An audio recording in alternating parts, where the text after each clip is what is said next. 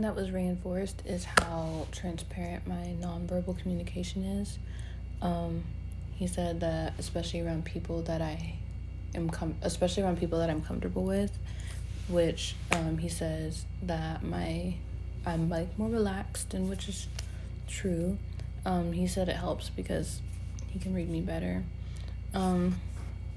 During our conversation, because I was also reading him, and I could tell that he was nervous because he giggles and smiles a lot more when he's nervous, and that he was very intentional with his actions, because typically he would have his phone in his hand, and while we were talking, he actually put his phone down, gave his full conversation, and even though he was kind of hesitant to answer some of the questions, he still was giving me all of the attention necessary to help me with this project.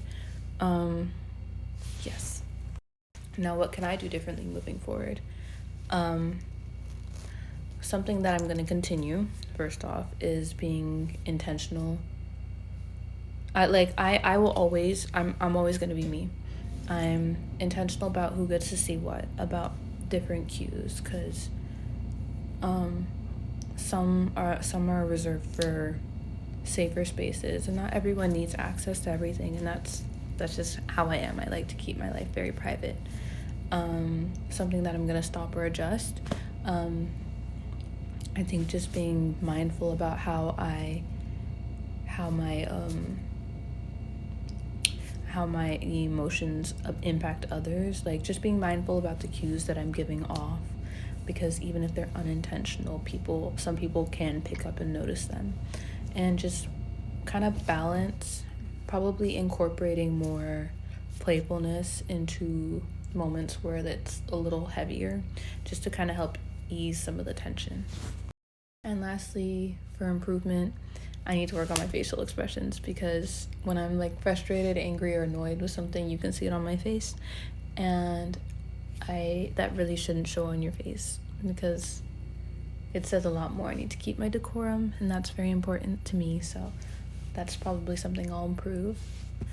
I think this conversation overall kind of deepened both of our connections with each other, and it kind of helped me realize how well he really knows me, because he sees the small details and like just the small ways that I interact, or the small cues that I give off, because even though I'm describing them here, they're not very apparent. That's very, like, I don't know who would notice that I don't hold eye contact for like more than 3 seconds when I'm sad, you know?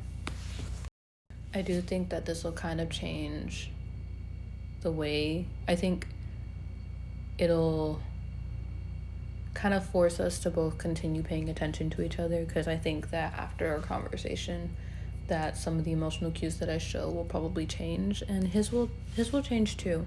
And so I think it'll just encourage us to learn more about each other as we grow in our relationship.